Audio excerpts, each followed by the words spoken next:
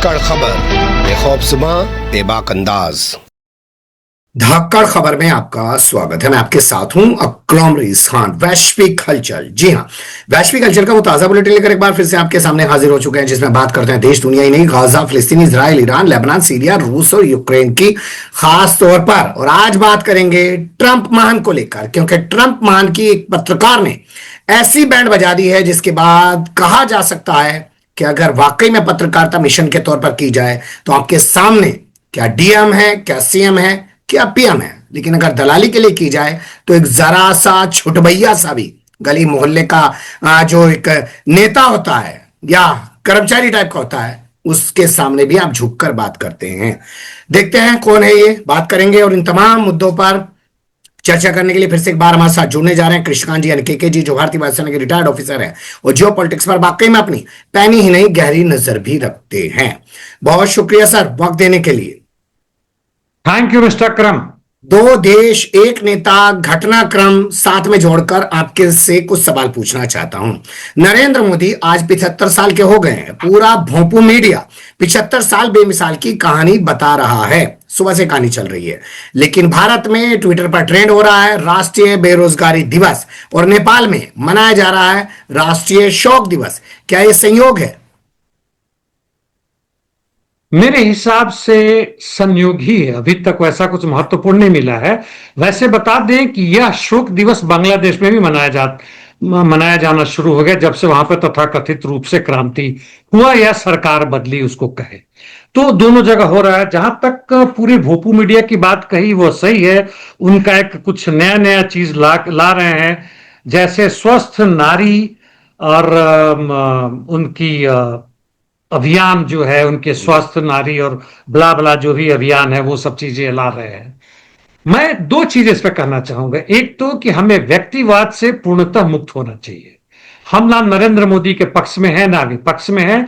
वह एक दक्षिणपंथी सरकार की, वह एक पूंजीवादी सत्ता के पक्ष में काम कर रहे हैं और अभी तक देश में जितनी भी उस तरह की सत्ताएं थी उनसे काफी बढ़ चढ़ के कर रहे हैं। यहां तक कि कल्चर और दूसरे क्षेत्रों में भी कर रहे हैं, सोशल मीडिया से कंट्रोल कर रहे हैं। और जिस तरह की तानाशाही 1975 में देखी गई थी उसका 2 गुना 4 गुना अभी इस स्थिति तक आ गया कि हम उसे फारसीवाद कर सकते हैं। यानी पूंजीवाद का ही वह रूप जो कि देश के स्वतंत्रता के बाद से बढ़ते हुए 80 के दशक तक आते आते और 90 से जब मनमोहन सिंह के नाम पर जो इकोनॉमी शुरू हुआ, पूरे विश्व में हुआ, हमारे देश में हुआ, और आज जो चल रहा है, जनता को जिस तरह से लूटा जा रहा है। आप एक जुमला ले लें, पहले के समय में गरीबी हटाओ, बाद में आया इंडिया शाइनिंग। ठीक है सर, मैं इस पे आपको रोक रहा हूं, लेकिन मैं ये पूछ रहा हूं, आज नरेंद्र मोदी का जन्मदिन है, आज भारत में ट्विटर पर बेरोजगारी दिवस और नेपाल में आज ही के दिन राष्ट्रीय शोक दिवस। और नेपाल में मैं इसलिए ज्यादा फोकस करना चाहता हूं क्योंकि वहां की पीएम ने कल नरेंद्र मोदी का फोन भी नहीं उठाया। तो संयोग तो है नहीं कि उन्हीं के दिन के जन्मदिन के मौके पर वो राष्ट्रीय शोक दिवस मनाए। आपके एक लाइन इसके जवाब देने से पहले जो मैं कह रहा था वह है कि आज की स्थिति में जनता और भी गरीब हुई है।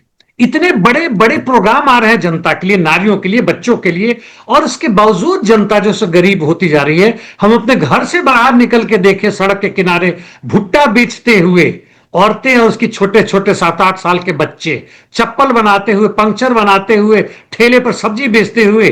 क्या यह देश सही दिशा में जा रहा है? जहां तक नेपाल की बात है, बहुत कुछ मुझे नहीं मिला कि उन्होंने वहां की जो नई प्रधानमंत्री हैं सुशीला जी, उन्होंने कहीं से मोदी जी की बातें करने से इनकार किया है।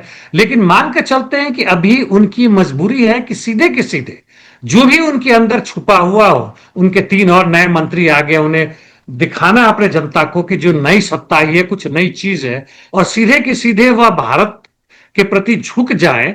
बांग्लादेश सीधे अगेंस्ट हो गया, भारत झुक जाए, बांग्लादेश के साथ साथ नेपाल भी झुक जाए तो बड़ा मुश्किल हो जाएगा। मतलब इसलिए उनको दिखानी उनकी मजबूरी होगी यदि वह वास्तव में एक प्रो मोदी, प्रो इंडिया की तरफ बन रही है, क्योंकि वहां दूसरी तरफ चीन भी है, तीसरी तरफ अप्रत्यक्ष रूप से क्या प्रत्यक्ष रूप से वह निश्चित रूप से अमेरिका भी है। इसलिए जो वहां पे हो रहा है उनको दिखलाना पड़ेगा और करना पड़ेगा, और उनके हाथ में ऐसी कोई भी चीज नहीं कि वहां की इस व्यवस्था को रहते हुए चाहे वो सार्क को फिर से रीजनरेट करें, उसको फिर से बढ़ाएं, बिमस्टेक से मदद लें, वर्ल्ड बैंक से मदद लें, जितने ही इस दलदल में कूदेंगी वो और नई सत्ता कूदेगी उतने ही दलदल में और वो गहरे में जाएंगे। जो हालत भारत की नजर आ रही है वहां भी होगा। जी, लेकिन जिस तरीके का नुकसान हुआ है उन्हें मदद तो लेनी पड़ेगी। जो है बाहर से लोग तो बुलाने ही पड़ेंगे नेपाल का विकास करने के लिए। संसद भवन और सुप्रीम कोर्ट तक वहां पर जलाकर रख दिए गए हैं। अगली खबर का रुख कर लेते हैं। ट्रंप के करीबी हैं, तख्ता पलट की उनको सजा मिली है। अब इसके बाद वो बीमार हो गए हैं, बीमारी का बहाना कर करके बार बार अस्पताल जाना चाह रहे हैं। मैं बात कर रहा हूं ब्राजील के पूर्व राष्ट्रपति बोल्सोनारो की। जहां तक बोल्सोनारो की बात है, एक तो झटका लगा, उन्हें 27 वर्ष की सजा मिली है और संभवतः वह अब निराशाजनक स्थिति में पहुंच गए कि अब छूटने वाले नहीं। पहली बार थे तो स्किन के अंदर बॉयल्स यानी जो फोड़ा वगैरह होता है वो लोकल एनेस्थीसिया देकर ऑपरेशन भी किया गया। और इस बार जो पहुंचे हैं तो उनके बेटा का कहना है कि बहुत हिचकियां आ रही है और हिचकियों के कारण जो नहीं रुक रहा था तो उल्टी भी हुई है और ब्लड प्रेशर लो है। तो यह सब जो है उनके निराशाजनक स्थिति की हालात है। वह डिप्रेशन में जा चुके हैं एक तरह से, और बहाना हो ना हो सही में है। अब उनकी तरफ से कोशिश होगी कि वह जेल ना जाए बल्कि हाउस अरेस्ट में रहे। इस बीमारी का आधार लेके वहां के जो सुप्रीम कोर्ट के जज हैं बड़े ही सख्त हैं। वह मुझे नहीं लगता कि वो इस स्थिति को स्वीकार करेंगे, लेकिन फिर भी देखते हैं क्या होता है। अब वो बाकी बचे खुचे जिंदगी जो है जेल में रह के ही उन्हें गुजारना होगा, चाहे हाउस अरेस्ट में कुछ हो। हाँ, यदि कहीं से ईमानदारी जगती है उनकी तो बता दे दुनिया को कि वास्तव में क्या हुआ था। शायद वहां की कोर्ट जो है इस पे थोड़ी सी वो करेगी, गौर करेगी कि भाई ये बंदा सुधर गया है, इसके जो जेल की सजा है 27 साल है, घटा के 6-7 साल कर दो। यह मेरी सोच है। जी, ये आपकी सोच है और आपका मशवरा है, लेकिन ये जो तमाम ऐसे नेता होते हैं इतने भले होते नहीं हैं, अंदर से बहुत ही घिनौने और काले होते हैं। पर मैं इतना ही कहूंगा कि हिचकी लगने को तो अच्छा माना जाता था कि कोई याद कर रहा है। शायद ट्रंप इनको इतनी शिद्दत से याद कर रहे हैं कि इनको हिचकियां नहीं रुक रही हैं, अस्पताल में भर्ती होना पड़ रहा है। गाजा से जुड़ी खबरों का रुख कर लेते हैं। पहला जो अपडेट है वो है जापान के हवाले से। आखिर जापान क्यों फिलिस्तीन को पूर्ण राज्य का दर्जा नहीं देना चाहता सर? जापान ने कहा कि एक टेम्पररी मेजर है। दबाव आया है निश्चित रूप से अमेरिका और इजराइल से, और ये इजराइल के काफी करीबी हैं, वैसे ही जैसे भारत है। और यहां पे इनका जो ग्रुप था जिनके साथ यह मिलकर करना चाहते थे, फ्रांस, यूके, कनाडा, ऑस्ट्रेलिया, यहां तक इटली और जर्मनी, जो कि अब मान्यता देने को तैयार हो रहे हैं, उनसे अलग हो रहे हैं। और इसीलिए अब यूनाइटेड नेशन जनरल असेंबली की जो मीटिंग है उसमें भी वह शामिल नहीं होंगे, क्योंकि इन्हें शर्मिंदगी शायद उठानी पड़े अन्य नेताओं के सामने कि भाई तुम क्यों मुंह छुपा के, क्यों इजराइल के सामने झुक गए, मान्यता क्यों नहीं दे रहे हो। जी, ये सब उस दौर में हो रहा है जब अभी कुछ दिन पहले international association for genocide scholars ने एक रिपोर्ट जारी करके, जो कि खुद यहूदियों की एक संस्था है, बताया कि गाजा में इजराइल जनसंहार कर रहा है। और आज तो यूएन की संस्था ने कह दिया कि हाँ, गाजा में इजराइल जनसंहार कर रहा है और इसके लिए हमें आईसीजे के आदेश की भी जरूरत नहीं है। क्या उस स्थिति में भी जापान को ये फैसला लेना चाहिए था? एक तो ये।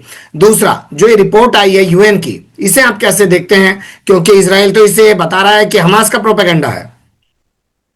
जापान का जहां तक फैसला है वो आर्थिक रूप से वैसे ही कर रहा है जैसे भारत कर रहा है, करोड़ों नहीं अरबों डॉलर का उनके साथ कर रहा है। और इजराइल के जिंदा रहने का और इस तरह से बेशर्मी और हर जगह बिना झिझक के, बिना डर के मार करना, उसके कारण है कि अरब कंट्रीज के जितने भी हेड हैं उसके दोस्त हैं। जहां तक यह जो नई जो चीज है, United Nations human rights commission का जो रिपोर्ट आया है, उन्होंने कहा है कि अब आईसीजे के रिपोर्ट का जो कर रहे हैं उसके भी इंतजार करने की जरूरत नहीं है। यह स्पष्ट है कि जेनोसाइड है, इन्होंने खोज की है स्वतंत्र रूप से। हर 5 में से 4 हत्या है, यानी 80% हत्याएं जो हैं, चाहे वो फलस्तीन के दूसरे क्षेत्र में हो या गाजा में हो, वह जानबूझ के फिलिस्तीनियों को खत्म करने का एक षड्यंत्र है। उन्हें खत्म किया जा रहा है, बच्चों को मारा जा रहा है, भूखे मारा जा रहा है, मानसिक रूप से हर जगह से यहां से उठा के वहां से वहां भगाया जा रहा है। वह पूर्ण रूप से जेनोसाइड की परिभाषा में आता है। और इसके खिलाफ नेचुरली अमेरिका और इजराइल ने कहा कि बकवास है। इजराइल ने कहा कि इस संस्था को बंद कर देनी चाहिए। यदि यूनाइटेड नेशन जनरल असेंबली में ताकत है तो सिक्योरिटी काउंसिल जो भी कहे, वीटो लगे ना लगे, इसके जो 130 140 देश है उन्हें कहना चाहिए कि यूनाइटेड नेशन जनरल असेंबली को छोड़ रहे हैं। आज वो मौका है, जरा सा भी शर्म है इनके दिल और दिमाग में तो उसे हट जाएं और एक नया यूनाइटेड नेशन सा वर्ल्ड ऑर्डर बनाने की घोषणा करें। जो तुम्हारे यूनाइटेड नेशन सिक्योरिटी काउंसिल वाले हैं, चीन, अमेरिका और जितने तुम रहो उसमें, और जितने भी तुम्हारे छोटे छोटे पापुआ गिनिया जैसे नाम जिसके बारे में हम जानते भी नहीं है, वो जो तुम्हारे चमचे हैं, एक तरह से वो स्वतंत्र देश भी नहीं, कुल मिलाकर 10 या 12 इन लोगों ने वोट दिया था ना इसके अगेंस्ट में, वो तुम बने रहो, हम अलग होते, हम तुम्हारे साथ नहीं है। और यह एक सही में कहें तो पूरे मानवता के लिए, पूरे मानवता के हिस्ट्री में, इतिहास में यह एक नया कदम और एक स्वतंत्र कदम होगा। जी, बहुत बड़ी बात आप कह रहे हैं। और अभी हाल फिलहाल में कुछ दिन पहले इसी यूएन ने माना था कि हाँ, गाजा में अकाल है, लेकिन उसकी तमाम रिपोर्टों को उखाड़ कर फेंका जा रहा है। हालांकि इस मायने में इन खबरों को, इन तमाम रिपोर्ट्स को महत्वपूर्ण माना जाएगा क्योंकि फिलिस्तीन को पूर्ण राज्य का दर्जा देने की बातें चल रही हैं यूएनजे की मीटिंग में। देखते हैं क्या होता है। अगली खबर का रुख करते हैं। इजराइल का एक बंदा जॉर्जिया में गिरफ्तार हुआ और नेटफ्लिक्स पर एक जो फिल्म है उससे जुड़ी हुई महिला एक्ट्रेसेस जो हैं वो बड़ा खुश हैं। क्यों? नेटफ्लिक्स में एक ऐप भी है जिसमें आप जाके डेटिंग कर सकते हैं, तो आजकल सैकड़ों क्या हजारों ऐसे ऐप खुले हुए हैं। इसका ऐप का नाम टिंडर वो था, और इससे यह कई धनी धनी लड़कियों को, जैसे आपने कहा फिल्म एक्ट्रेस वगैरह हैं, उनसे बातें करता है, दिखाता अपने आप को कि बहुत धनी आदमी है और बड़ा ही दिलदार भी है, पैसे भी देता है।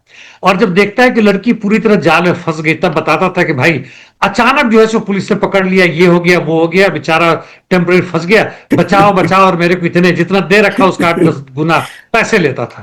तो यह जो है इसके खिलाफ पूरे विश्व के कई देशों में गया और इंटरपोल इसके पीछे पड़ी हुई थी। अंततः जॉर्जिया में गिरफ्तार हुआ, जॉर्जिया में घूमने फिरने मस्ती करने गया हुआ। तो भाई आजकल के जितने भी आधुनिकतम आप ऐप हैं या यहां तक कि एआई है, यदि उनके हाथ में पड़ा है, जो कि पूंजीपति वर्ग के हिस्से में या उस तरह से आते हैं, तो नेचुरली आपको लूटेगा। उसके पास कोई हया नाम की चीज नहीं है। ये भी तो कहा जा सकता है ना कि इजरायली है तो जहां गाजा में कत्लेआम कर रहे हैं, वहीं इजरायली जो है पूरी दुनिया की महिलाओं की इज्जत से और उनके पैसे से खेल खेल रहा है। अगली खबर का रुख कर लेते हैं। ये हमारे पास आई है साउथ सीरिया के सुबेदा से जुड़ी हुई। ये वही इलाका है जहां पे ड्रूज पाए जाते हैं। इसको लेकर एक प्रस्ताव दिया है अमेरिका ने, उस पर तुर्की बड़ा खुश है। तुर्की के खुश होने की बात तो खैर वो कहीं कुछ हो सकता है। एक बात और है कि नेटो को एक्सरसाइज कर रहा है, नया एक्सरसाइज कर रहा है, जिसमें तुर्की को इनविटेशन नहीं दिया गया था। तुर्की ने रिक्वेस्ट किया, उसको मान लिया गया है, तो तुर्की इससे बहुत खुश है। एर्दोगन कूद रहे हैं। जहां तक इस नए शांति प्रस्ताव की बात है, इसमें यह अमेरिका, खुद सीरिया और जॉर्डन ने मिलकर किया है। अब उसमें यदि जो भी है, यदि यह प्रस्ताव ला रहे हैं इस तरह की कि भाई वहां शांति हो, या सीरिया स्वतंत्र रूप से क्यों नहीं कर रहा है, और बेसिकली क्या है, तो यहां पे एक रोड मैप दिया है, 7 स्टेज है कि इनको मानवीय सहायता मिले। गाजा में जो हो रहा है वो अलग बात है, इनको मानवीय सहायता मिले, दवाइयां मिले, इसेंशियल जो भी सर्विसेज है उसको बहाल किया जाए।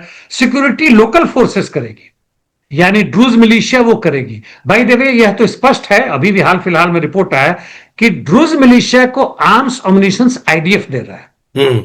तो आप समझ सकते हैं कि इस तथाकथित प्रस्ताव का तुर्की जो कर रहा है, अभी भी वह कहीं ना कहीं से, इसके बावजूद कि कतर पर आक्रमण किया, वह अभी इजराइल के साथ है, उसकी मदद कर रहा है। पहले भी कर रहा था, करोड़ों अरबों डॉलर का बिजनेस था, अभी भी वह जारी है। कहने के लिए, दिखावे के लिए इसके पोर्ट का इस्तेमाल ना हो तुर्की का, लेकिन प्राइवेट कंपनी जो तुर्की में वो इस्तेमाल कर सकते हैं और इजराइल को जितने भी आर्म्स अम्युनिशन तेल है भेज सकते हैं। यह दिखावा, प्रपंच और पाखंड है। जी बिल्कुल आप सही कह रहे हैं। ये लोग 2 दिनों तक दोहा में जुटे रहे, इतना भी इनसे नहीं हुआ कि अपनी सड़कें, अपना हवाई क्षेत्र, अपना पानी का क्षेत्र बंद कर दें इजराइल के लिए, अपने इजराइल से संबंध तोड़ लें, अपने राजदूत वापस बुला लें, और जो दूतावास इनके यहाँ पर इजराइल के चल रहे हैं उन पर तालाबंदी कर दें, वो भी नहीं कर पाए, हुआ करके गायब हो चुके हैं। लेकिन यहां मैं एक सवाल सीरिया को लेकर पूछना चाहता हूं सर। सीरिया में बदलाव तुर्की के रास्ते अमेरिका ने करवाया, सीरिया में इजराइल हमले कर रहा है, और उस सीरिया में फिर मैं दोहरा रहा हूं, जिसको अमेरिका ने आजाद करवाया बशर अल असद से। ये कहानी कुछ समझ नहीं आ रही है। ये आजाद करवा रहे हैं, इन्हीं का लगा सगा मार रहा है वहां पे। वहां पे सीरिया में जो भी पहले की आर्म्ड फोर्सेस है, इसराइल और अमेरिका की कोशिश है, केवल सीरिया ही नहीं, इराक भी हो, लेबनान हो, अभी हुतीज यानी यमन में इन्होंने आक्रमण किया, बड़े शोर से कर रहे थे कि इन्होंने हुडैडा पोर्ट है और साना पर इन्होंने आक्रमण किया। उसके इमीडिएटली बाद हुतीज ने इनके यहां तेल अवीव और इनका जो पोर्ट है ऐलात, उस पर आक्रमण किया और बर्बादी की, आग लगा, एक्सपोर्ट हुआ है, वो छोड़ नहीं रहे हैं। लेकिन खैर, इसकी पूरी कोशिश है कि अरब कंट्रीज में कोई ऐसी पावर ना बच जाए जो उनके खिलाफ है, उसके पास आर्म्स ऑफ नेशंस हो। सीरिया में बदलाव के बाद भी यह जो नया तथाकथित राष्ट्रपति बने हैं, इन सब के चहेते पपेट यानी खिलौना की तरफ में है, पता नहीं कब वह सत्ता पलट हो जाए। और उसी तरह की वहां जो रशियन एयर डिफेंस है, मिसाइल्स है, लॉन्ग रेंज या मीडियम रेंज तो है ही है, और रॉकेट्स है, यदि वही बना रहा तो इसराइल के लिए खतरा हो सकता है, अमेरिकी सत्ता को चुनौती दी जा सकती है। इसलिए इनकी कोशिश है कि जहां मिले उसको बर्बाद कर दो, उसमें रुकना नहीं है। जी। एक कहानी दुनिया ने सुनी होगी कि ट्रेन में कोई शख्स अपने परिवार के साथ सफर कर रहा था। कोई वहां पर बंदा बैठा हुआ था, उससे झगड़ा हो गया, उसने उसके बच्चे को मार दिया। उसने कहा नहीं, उसने उसे खुद को मार दिया। उसने कहा अच्छा तूने मुझे मार दिया, कोई बात नहीं, मेरे बच्चे के हाथ लगा के दिखा, बच्चे को भी मार दिया। फिर कहा कि अच्छा मेरी बीवी को हाथ लगा के दिखा, तब मैं तुझे नहीं छोड़ूंगा। वही हाल इन अरब देशों का हो गया है, जिस इसराइल के खिलाफ ये लोग दोहा में 2-2 दिन की मीटिंग कर रहे थे और कह रहे थे कि एक्शन लेंगे।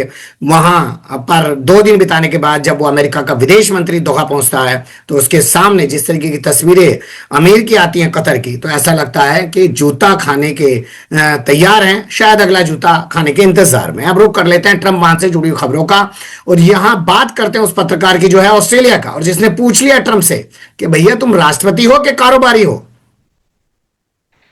यह बड़ा महत्वपूर्ण है, इनफैक्ट के पूरे विश्व के लिए, और पत्रकारों ही नहीं, पत्रकारिता तो है ही है, हमारे गोदी मीडिया वाले तो खैर शायद इसको दिखाएं भी ना, और पूरी दुनिया के वैसे पॉलिटिकल एक्टिविस्ट जो स्वतंत्रता के लिए लड़ रहे हैं, भले वो कम्युनिस्ट हो ना हो। और उन्होंने ऑस्ट्रेलिया की बात छोड़िए, जो पत्रकार हैं जॉन लियोन्स, और यह व्हाइट हाउस में चल रहा था, इन्होंने उठ के प्रश्न कर दिया कि बड़ा महत्वपूर्ण ही आदमी, छोटे मोटे पत्रकार हो ना हो, यह ऑस्ट्रेलियन ब्रॉडकास्टिंग कॉरपोरेशन के एडिटर है, मतलब वन ऑफ द एडिटर होंगे, चीफ हो ना हो। और उन्होंने पूछ दिया कि जब आप जनवरी 2025 से आप राष्ट्रपति बने दूसरी बार, तो आपके धन में कितना इजाफा हुआ, कितने आपने कमाए? ये प्रश्न काश गोदी मीडिया कोई पूछ सकता। हमारे होम मिनिस्टर और हमारे जो नेशनल सिक्योरिटी एडवाइजर है कि आपके बेटों ने कितना गुना कमाया, आप लोगों ने कितना कमाया जब से आप सत्ता पे आए। इसके साथ साथ उन्होंने यह भी कहा कि भाई आपने जो इसके जवाब में ट्रंप ने यह कहा कि वह खुद व्यापार नहीं करते, उनके बच्चे उनका देखभाल करते। यह तो खुलेआम झूठ है, उनके सारे कानून सौर तरीके वही हो रहे हैं। और उसने दूसरा क्वेश्चन जो पूछना चाहा, तो उन्होंने, ट्रंप ने चेहरे पर मुंह पर उंगल कर कहा कि चुप रहो, तुम नहीं बोलोगे और तुम ऑस्ट्रेलिया के लिए गलत काम कर रहे हो। यानी ये अब इस पत्रकार से ऑस्ट्रेलिया के ऊपर आ गए हैं और कहते हैं तुम्हारे प्रधानमंत्री से शिकायत करूंगा। प्रधानमंत्री तो कुछ नहीं कहा है, इतना ही प्रधानमंत्री कहा है कि भाई वह यूएसए आ रहे हैं, अभी यूनाइटेड नेशन जनरल असेंबली की जो मीटिंग हो रही है, इसकी हम चर्चा कर रहे हैं, उसमें ट्रंप से बात करेंगे, बहुत सारी बातें होंगी उसमें, टैरिफ की बातें होंगी, डिफेंस बजट पे लेके कुछ चल रहा है उस पर बातें होंगी, इस पर बातें होंगी।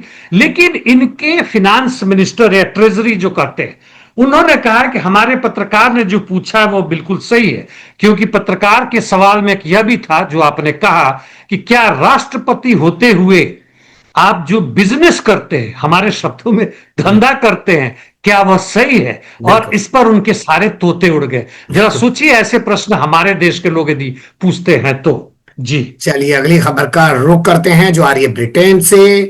फाइलें सार्वजनिक कर दी, चुनाव में घोषणा की थी, लेकिन लगता है फिर भी छोटे छोटे बच्चों के यौन हिंसा या यौन उत्पीड़न के मामले से ट्रंप का पीछा नहीं छूट रहा है। ब्रिटेन में जाते ही लोगों ने बवाल मचाना शुरू कर दिया इस मुद्दे पर। हाँ, ये ब्रिटेन में बड़ा कूद कूद के जा रहे हैं। लगता है कि जो ब्रिटेन के प्राइम मिनिस्टर या वहां के राजा या जो उनके प्रिंस हैं बार बार आते थे, तो यह राजा के बुलाहट पे गए हैं जो किंग चार्ल्स हैं उसके, और दूसरी बार पहुंचे हैं। मतलब यह कहें तो यह निगेटिव रूप से एक ऐतिहासिक घटना है। वहां जाते हैं, उनके महल में ठहरते हैं, शायद वह भी टाइम पास करना सीख रहे हैं कि भाई चलो अमेरिका से बहुत तंग आ गए हैं। और वहां पे लोगों ने आज आज धरना प्रदर्शन होने वाला है। अभी यहां मान लीजिए कि 12:30 बज रहा है, तो वहां सुबह का समय हो रहा है, करीब 3-4 बज रहे हैं, तो लेकिन दोपहर शाम तक वहां बहुत जबरदस्त प्रदर्शन होगा। और इस बीच में उन्होंने जो भी एप्स्टन के साथ हुआ था, ये दोनों गलबहियां कर रहे हैं, नाच रहे हैं, उस सब का हर जगह पोस्टर लगा रहे हैं, दिखा रहे हैं, शोर मचा रहे हैं। और जो आज धरना प्रदर्शन होगा, उनका रास्ता जो वहां के प्रधानमंत्री से मिलने जा रहे हैं, वो रास्ता ही बदल दिया गया है, दूसरी तरफ से जा रहे हैं, ताकि ये धरना प्रदर्शन ट्रंप महान को दिखाई ना दे। जी चलिए, अच्छी बात है, पर ऐसे लोग जिंदाबाद के मुस्तहिक हैं, इनको सलाम किया जाना चाहिए, जो अपनी बात को रखना जानते हैं, भूल जाते हैं या परवाह नहीं करते हैं कि सामने कौन बैठा है, और जानते हैं इस बात को कि हमारे पैसे पर घूम रहा है, राजा नहीं है कहीं का। अगली जो खबर है, और इस बुलेटिन की आखिरी खबर मैं लेने जा रहा हूं, अदालत ने फिर से एक बार ट्रंप को झटका दिया है, और जो वो वहां के फेडरल बैंक की चीफ को हटाने की कोशिश कर रहे थे, अब वो उसमें कामयाब नहीं हो पाएंगे। लीजा कुक, बाइडेन ने ही इन्हें वहां के जो बोर्ड ऑफ फेडरल मैनेजमेंट है उसमें चुना था। और ये लोग 15-16 साल के लिए आते हैं। 2022 में चुने गए थे, 2038 में मतलब ये रिटायर होंगे। और ऐसा वहां के फेडरल बैंक इतिहास में नहीं था कि इनको हटा दिया गया। और वहां के संविधान की व्याख्या करते हुए जो फेडरल कोर्ट के जो जज है वो कहते हैं कि इस आधार पे कि उनको चुनने से पहले उनका धन जो है सो बेहिसाब बढ़ा था, या कहीं ना कुछ धांधली का चीज लग रहा है, ये आधार नहीं बनता है। यदि अमेरिकन कॉज के मतलब उनका जो अमेरिकी जो बढ़त जो है, जो इंटरेस्ट है, उसके खिलाफ यदि जाती है तब हटा सकते हैं, ऐसे आप नहीं हटा सकते, अधिकार नहीं है। और फिर से इन्होंने इसको वापस ला दिया। और ट्रंप के लिए एक बहुत बड़ा झटका है। लेकिन ट्रंप जैसे लोग पूरी दुनिया में, बल्कि 100% जो दुनिया के आजकल नेता बने घूम रहे हैं हर जगह, बड़े ही बेशर्म है। कितना भी थप्पड़ लगे, आगे से पीछे से कोई अंतर नहीं पड़ता है। और यह बने रहेंगे राष्ट्रपति, और वह बनी रहेंगी वहां के बैंक की चीफ। चलिए, बहुत शुक्रिया, आपने बहुत बारीकी से तमाम चीजों पर रोशनी डाली। और यहां इतना ही कहूंगा कि बेशर्मी बहुत बड़ी चीज होती है। फिर आपके साथ किसी और मुद्दे पे जुड़ने की कोशिश करेंगे। कोई इशू हो गया है, शायद रिकॉर्डिंग भी बंद हो गई है। हाँ, धन्यवाद सर। फिर आपके साथ किसी और मुद्दे पे जुड़ने की कोशिश करेंगे। आपकी आवाज आ रही है, स्क्रीन गायब हो गई है। ठीक है, thank you mister Akram. Thank you sir.